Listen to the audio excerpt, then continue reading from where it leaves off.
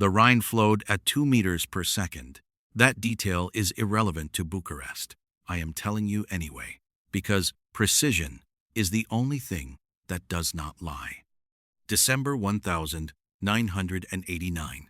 A city in the process of destroying itself.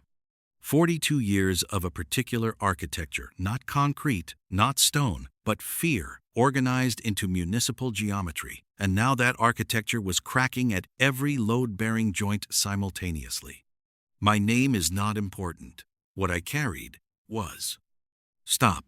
Before I tell you what I was carrying, you need to understand what Bucharest looked like at 2,200 hours on the 17th of December, 1989. Not from a distance. Not from a satellite photograph. From street level, in a wool coat that smelled of diesel and wet asphalt, standing at a corner where two surveillance grids overlapped, and neither of them had been fed new information in 72 hours. The temperature was -4 degrees Celsius. My breath registered as vapor lasting approximately 1.8 seconds before the wind from the north-northeast dissolved it. Wind speed, 11 kilometers per hour. The kind of wind that does not announce itself. The kind that simply reduces the operational window for holding a match. I had been in Bucharest for 11 days. My cover? A West German textile import consultant named Hartmann. My actual function? Something the file described in 47 words. The file was wrong about 3 of those words, and the 3 wrong words were the ones that mattered. This is what happens when an institution tries to describe a human being in 47 words. It gets the contours right. It misses the weight entirely. The city was not quiet. Cities that are about to change are never quiet. They produce a specific frequency, not sound exactly, more like the low register of collective calculation. 10,000 people simultaneously running probability assessments on whether to stay indoors or become history. Bucharest was running that calculation at approximately 0.73 probability of outdoor action, and the number was moving upward by 0.04 per hour. I registered that. I did not decide what to do with it yet. The man I was waiting for was named Constantin Marin. His file had been in the 3rd rotation since 1987. 211 words. Securitate mid-level, signals division, specific competency in radio frequency coordination for internal surveillance networks. Not the kind of man who made decisions. The kind of man who made decisions possible for other men, which is, in operational terms, the more dangerous category. He was supposed to be at the corner of Strada Academiei and Calia Victoriei at 2,215 hours. He had been given the time through a cutout, who had been given the time through a second cutout. The information had passed through 4 human links, each of which introduced a degradation factor. By the time it reached Marin, the probability of accurate transmission was approximately 0.81. That is not a bad number. It is also not a good number. It is the kind of number that means you arrive 12 minutes early and you hold a newspaper, and you do not look at your watch. I arrived 14 minutes early.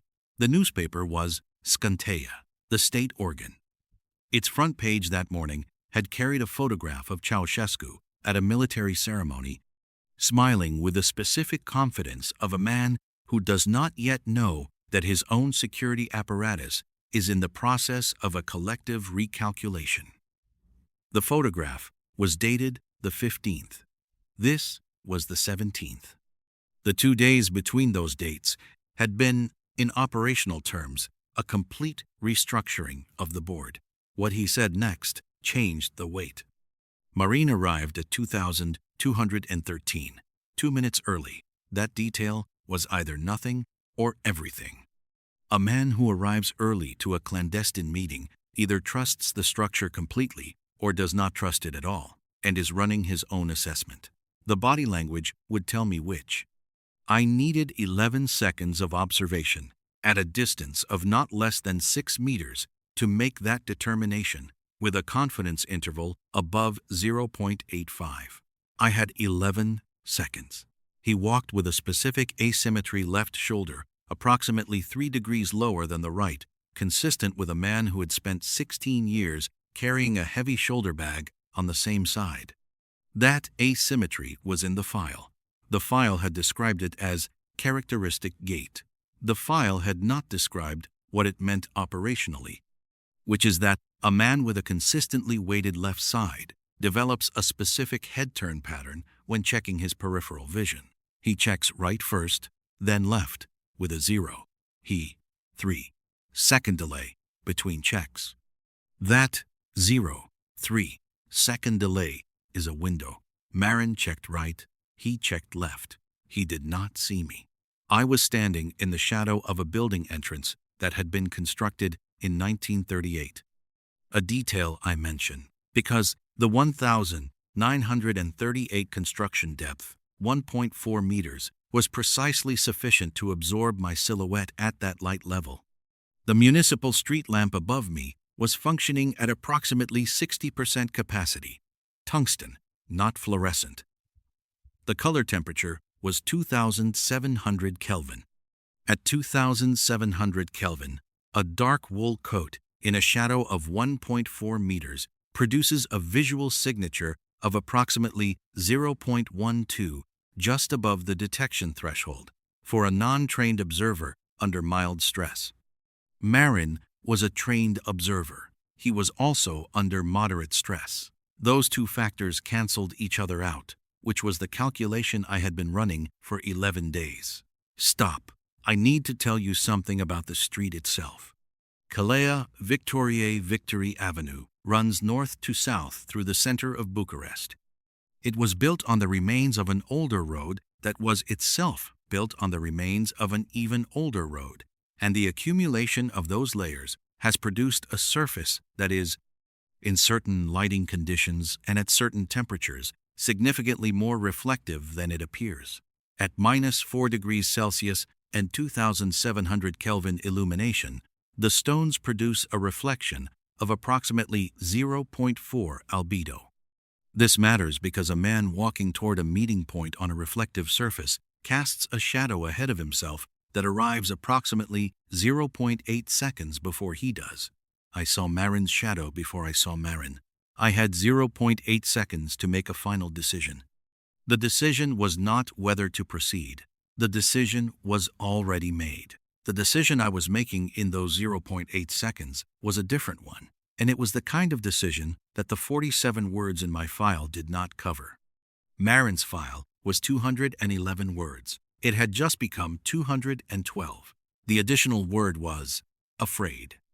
Not the kind of afraid that stops a man. The kind of afraid that has already processed its own fear and decided to act through it anyway. I have a specific term for this in the operational register I maintain privately.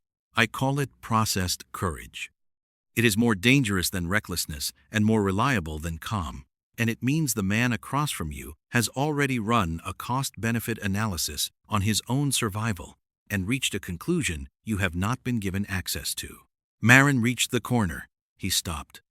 He looked at the newspaper stand to his left, closed, shuttered, a detail consistent with the general commercial shutdown that had been spreading through the city center for 36 hours.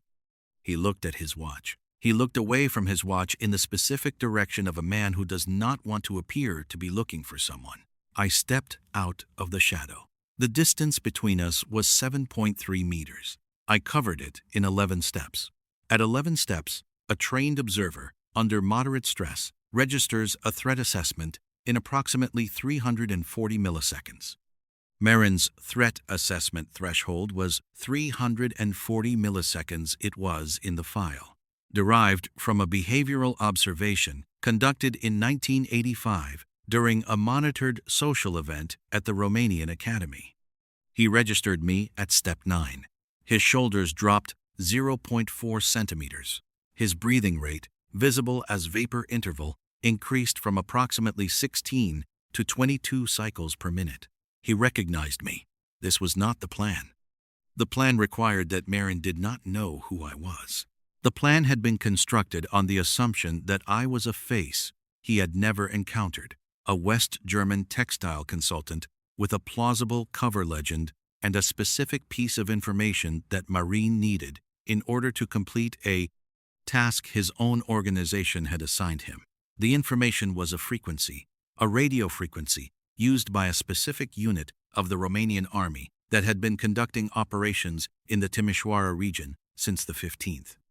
That frequency was real. The source of the frequency was not what Marin had been told it was, but Marine recognized me, which meant someone had shown him a photograph, which meant the cutout chain had not been a passive transmission system. It had been a directed delivery mechanism, and the direction had not been mine. Probability moved 0.61 to 0.89 inches 1 second. I did not stop walking. Stopping is a decision that registers at 340 milliseconds. Continuing is a behavior that requires a second assessment cycle, approximately 680 milliseconds. I needed those 340 additional milliseconds.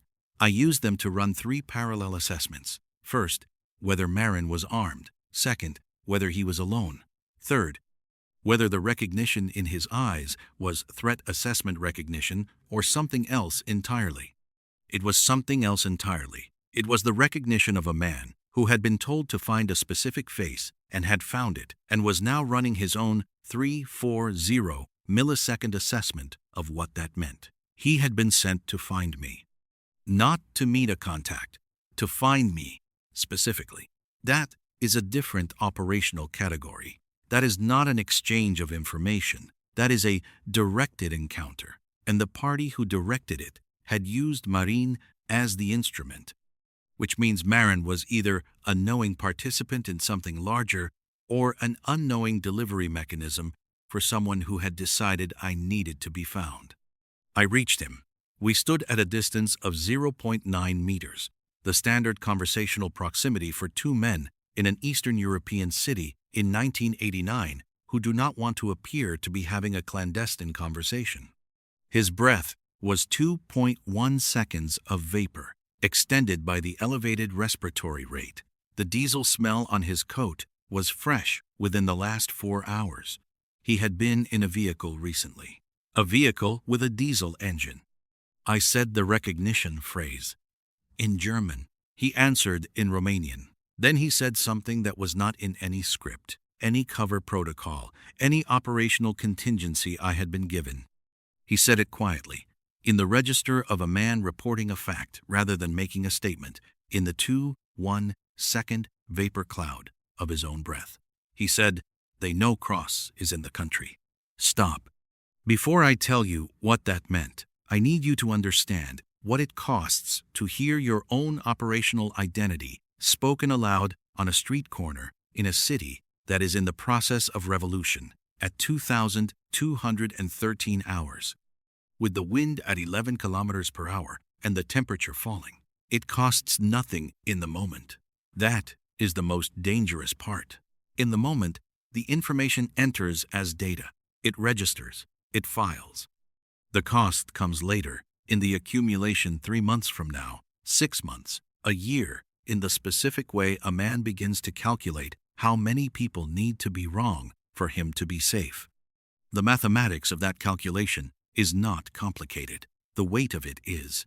Marin had just told me that Daniel Raymond Cross, codename Cypher, Defense Intelligence Agency, an officer whose file had spent 11 years classified at a level that required a specific form of institutional blindness to maintain, was known to be in Romania.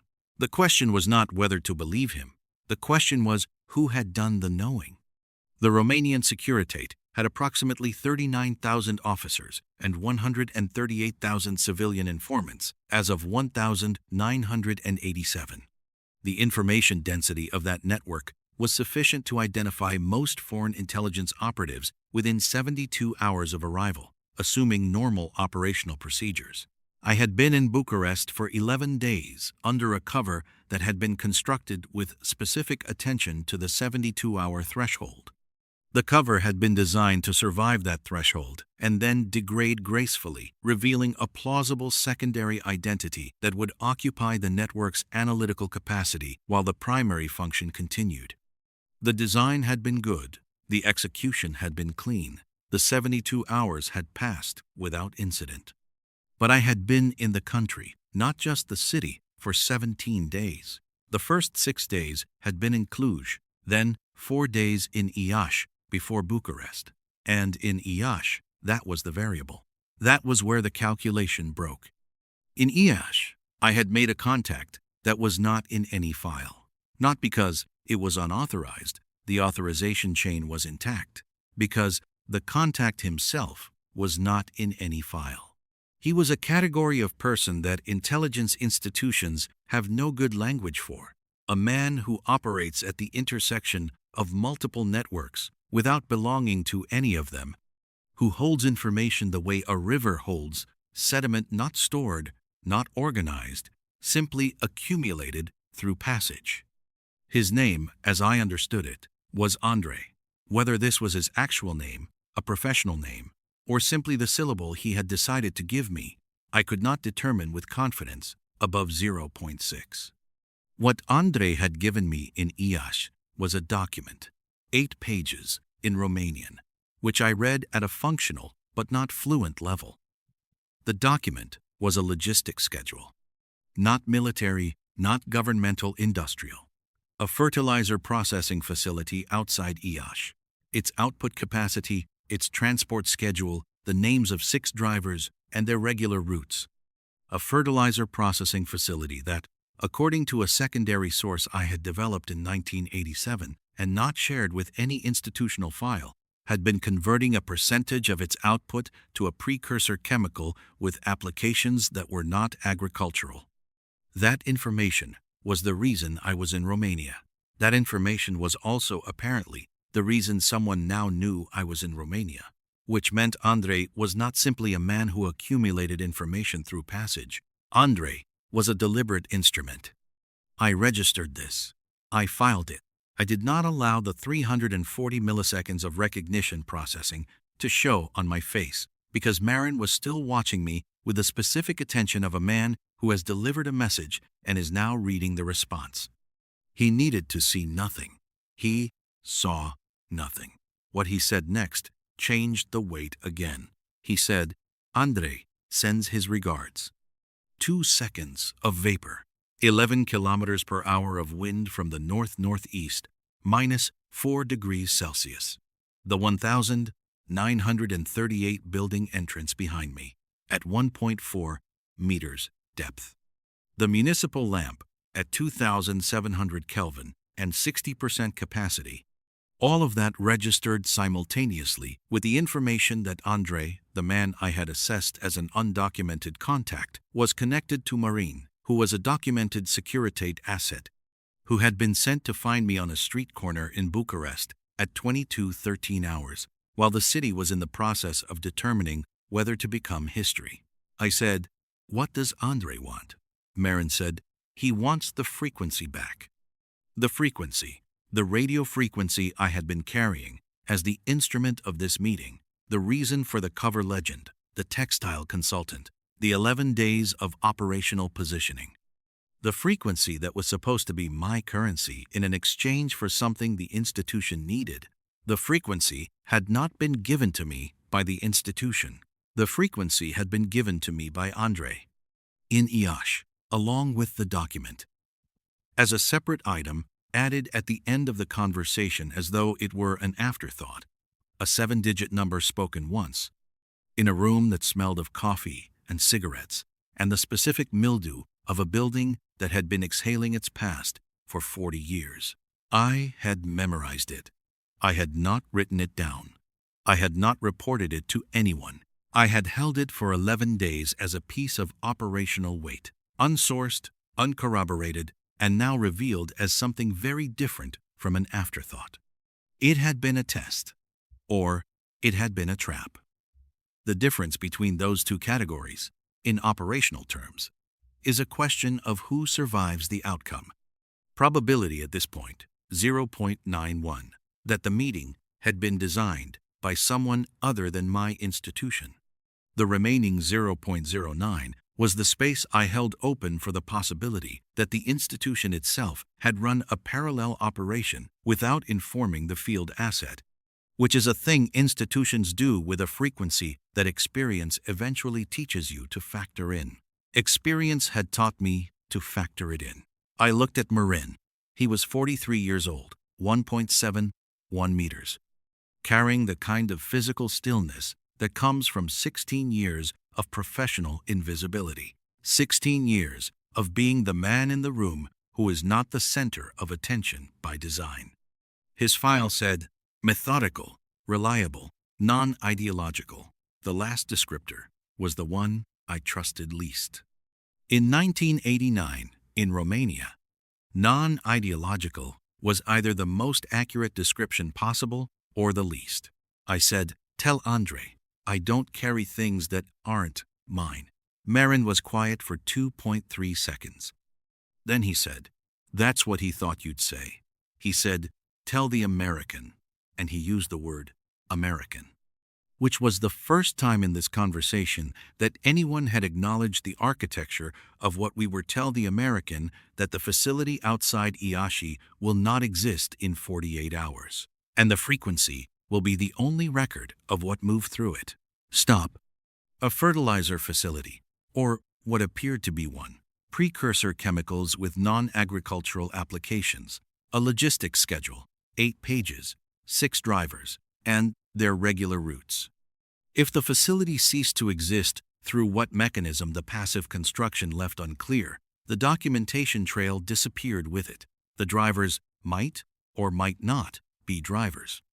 The routes might or might not be routes. But a logistics schedule with 6 names and specific timings is not simply a document. It is a sequence. And a sequence that is destroyed while in motion does not simply stop. It completes. The momentum is already in the system. Whatever had been moving through that facility in the logistics schedule I was carrying, whatever the precursor chemicals had been in the process of becoming the 48-hour clock, was not a threat. It was a notification. I was being told that something was going to happen, and I was being told with sufficient specificity that the telling itself was an act. The act of telling an American intelligence officer with a false name and a West German cover in a city in the process of revolution that a facility was going to cease to exist in 48 hours is not information. It is participation. Andrei was making me a participant in whatever this was. That is a precise operation. That takes planning. That takes an understanding of institutional psychology, field protocol, and the specific way a DIA officer processes information, not emotionally, not immediately, but with a 340 millisecond delay and a probability assessment and a filing mechanism that will inevitably produce a report, and the report will inevitably reach people who make decisions, and the decisions will inevitably create an outcome that someone had planned for. I was looking at Marin's face and running all of this in parallel, and the parallel processing was producing an answer I had not wanted. Andrei was not a Romanian asset. Andrei was not a Securitate instrument. Andrei was a third-party operator of a type that has existed throughout the Cold War, at every major transition point. A man whose function is to ensure that when one architecture falls, the next architecture begins from a specific coordinate. The revolution in Romania was not spontaneous. The file on that question was not yet complete. It would not be complete for years.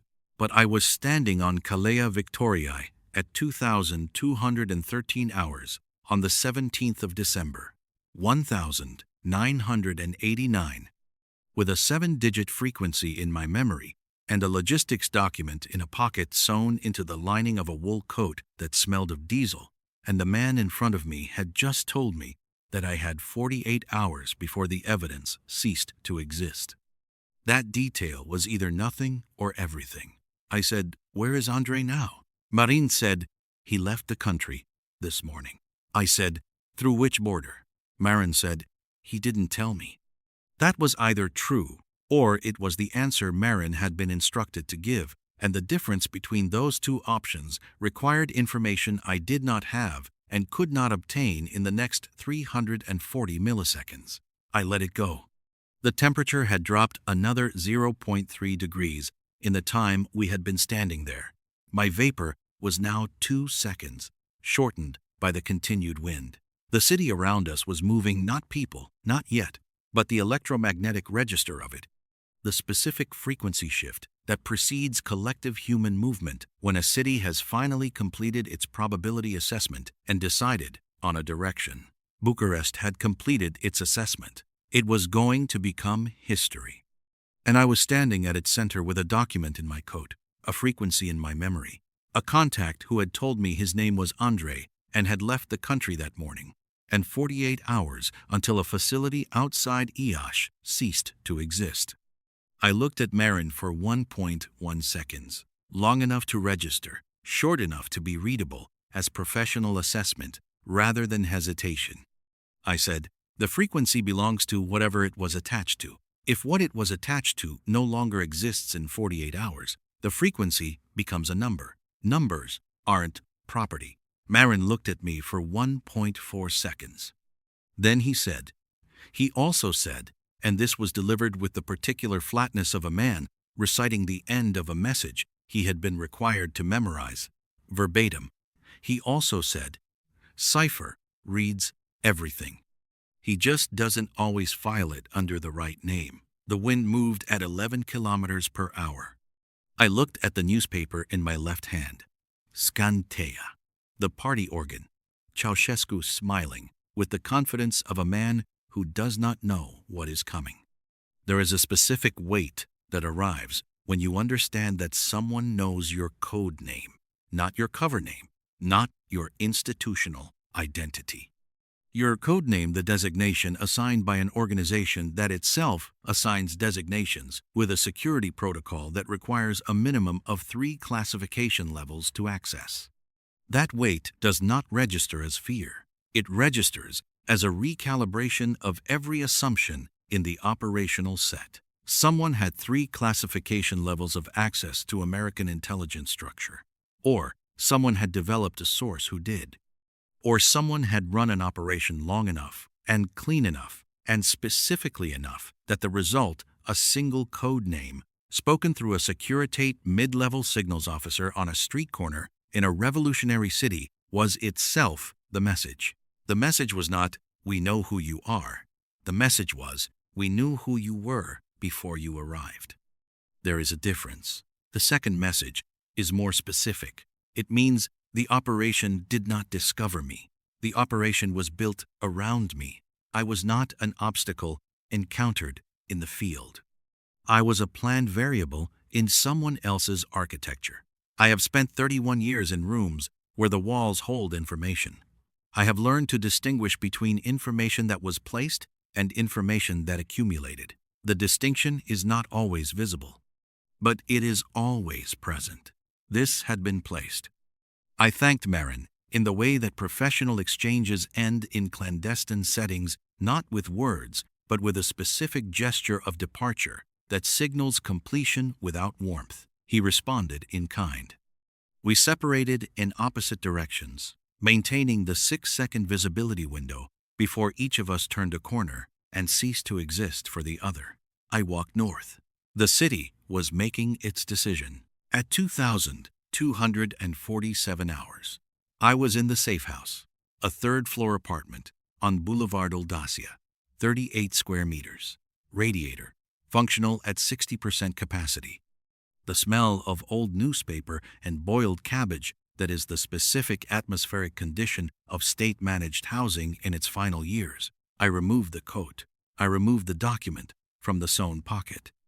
I sat at the table that had been there since 1971, a laminate surface with a specific scratch pattern in the lower left corner that had been there when I arrived and would be there after I left.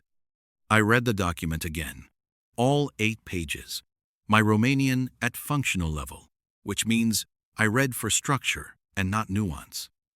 I identified the 6 names. I identified the 6 routes. I identified the timestamps.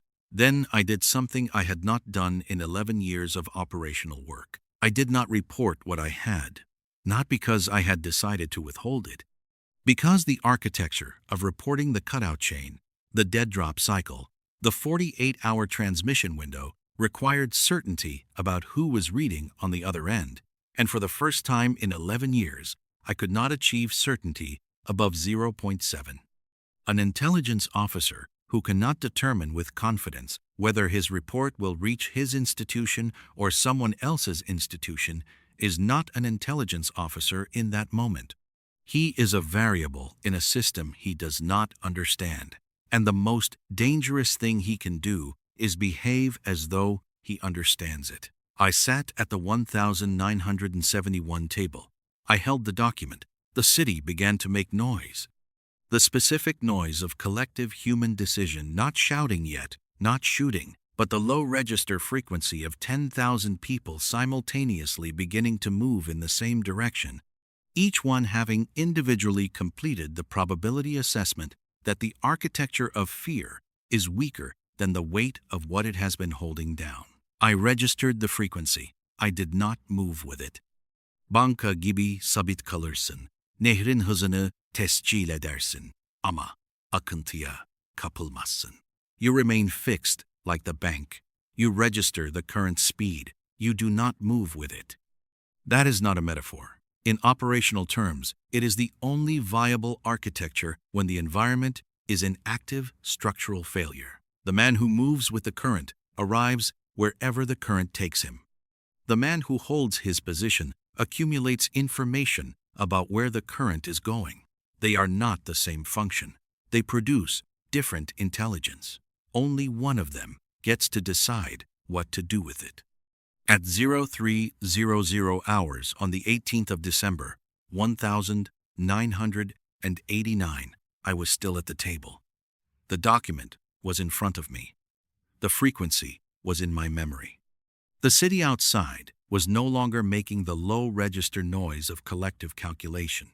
It was making a different noise, louder, more specific, with the sharp percussion of objects meeting other objects at velocity. History was beginning. Somewhere in this city, Nicolae Ceausescu was in a building, surrounded by men whose probability assessments were in a state of rapid revision. Somewhere outside Iași, a facility that processed fertilizer, or appeared to, was either running its own logistics schedule or had already stopped running it, and the difference between those two states would produce a specific physical evidence trail, or the absence of one. Somewhere in a country whose border Marin had not known, a man who had told me his name was Andrei was no longer in Romania. And I was in a 3.8 square meter apartment with a laminate table and a document I had not reported, waiting for 48 hours to either confirm or deny the architecture I had just been shown. The radiator produced 61% of its rated heat output. The boiled cabbage smell had intensified an indicator of pressure change, probably a window seal failing somewhere in the building. The scratch in the lower left corner of the table was 4.3 centimeters long and approximately 0.2 centimeters deep, consistent with a blade drawn across laminate under moderate pressure. Someone had sat at this table before me and drawn a blade across it. That detail was filed under unknown, not threatening, not irrelevant, unknown. In the intelligence architecture I maintain, unknown is its own category. It sits adjacent to both threatening and irrelevant and shares borders with each. The discipline is not to resolve it prematurely. The discipline is to hold the unknown category with the same precision you hold everything else, and to wait for subsequent information to determine which border it belongs to. I was still waiting. The 48 hours had begun. Bucharest was burning its own past in the streets, and the only man who knew what I was carrying the full weight of it. The document and the frequency and the code name and the architecture of directed encounter was moving through some border crossing whose location I did not know, in a country I could not determine, under a name that was probably not Andrei. Received, registered, filed. The gray operative, Every week, without exception, the architecture holds. The significance is approaching. Stay in the shadows.